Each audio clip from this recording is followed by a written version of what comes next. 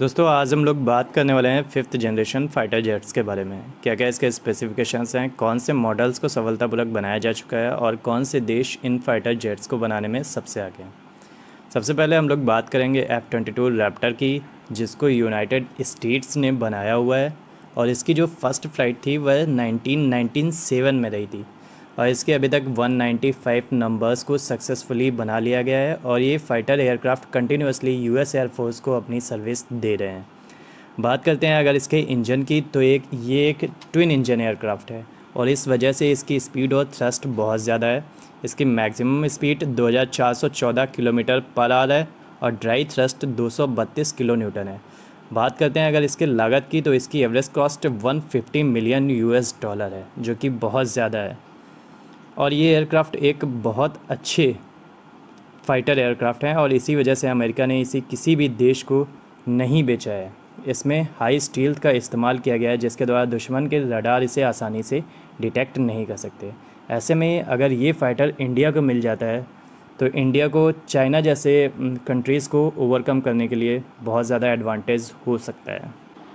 इसके बाद हमारा दूसरा फाइटर है अमेरिका का ही F-35 और इस एयरक्राफ्ट को भी लॉकहीड मार्टिन ने बनाया है। यह एक single engine multi role fighter aircraft है, जिसको 3 वेरिएंट ए, बी और सी में डिवाइड किया गया है। इसका ए वेरिएंट एयरफोर्स के लिए, बी वेरिएंट नेवी के लिए और सी वेरिएंट मरीन कॉर्प्स के लिए डिज़ाइन किया गया है। इसके ए वेरिएंट की फ़र्स्ट फ्लाइट 2006 में, बी वेरिएंट की फ़र्स्ट फ्लाइट 2008 में, जबकि सी वेरिएंट की फ़र्स्ट फ्लाइट 2010 में रही थी।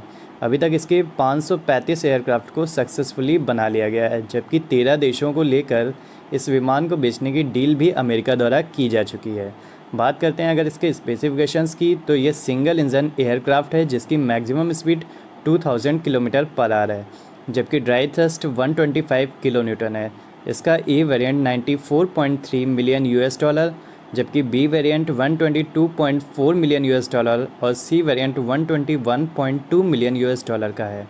अमेरिका के द्वारा F-22 रैप्टर न मिलने पर F-35 इंडिया के लिए एक विकल्प हो सकता है।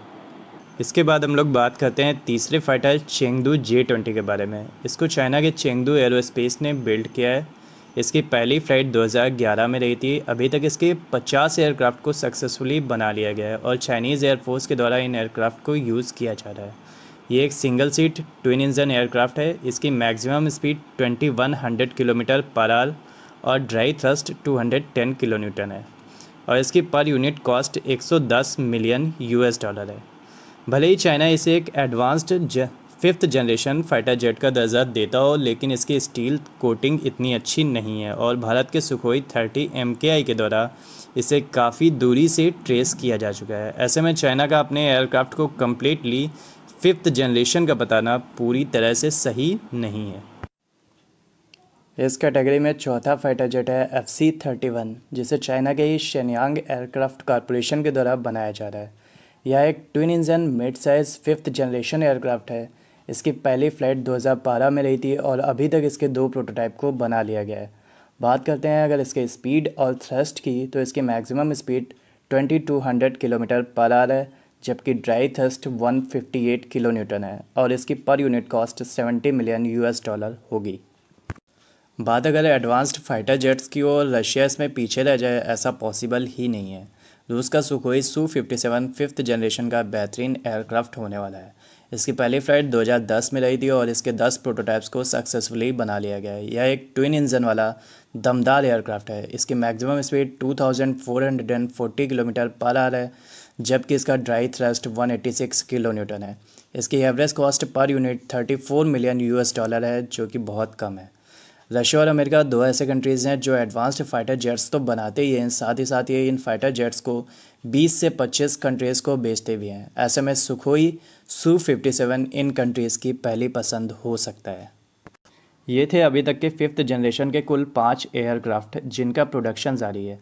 अब हम लोग बात करते हैं कुछ ऐसे कंट्रीज़ के बारे में जो फिफ्थ जनरेशन एयरक्राफ्ट को डेवलप करने में लगे हुए हैं और भविष्य में इन देशों के एयरक्राफ्ट भी देखने को मिल सकते हैं। इन एयरक्राफ्ट का डिज़ाइनिंग फेज़ कंप्लीट हो चुका है।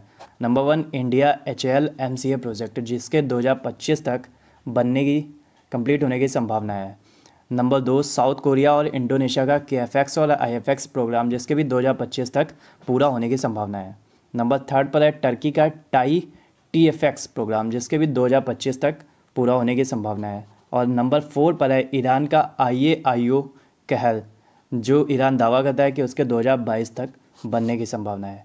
इसके बाद कुछ और फाइटर जेट्स हैं जिन्हें 2025 के बाद देखा जा सकता है। इन फाइटर जेट्स का डिज़ाइनिंग फेज़ अभी तक कंप्लीट नहीं हुआ है। इनमें पाकिस्तान का पाक PFX, रशिया का मिकोयान LMFS और स्वीडन का साब 2020 शामिल है। दोस्तों, आपको हमारी जानकारी कैसी लगी कमेंट सेक्शन में अपनी राय दें। वीडियो को लाइक और चैनल को सब्सक्राइब कर बेल आइकन को ऑल पे सेलेक्ट करें।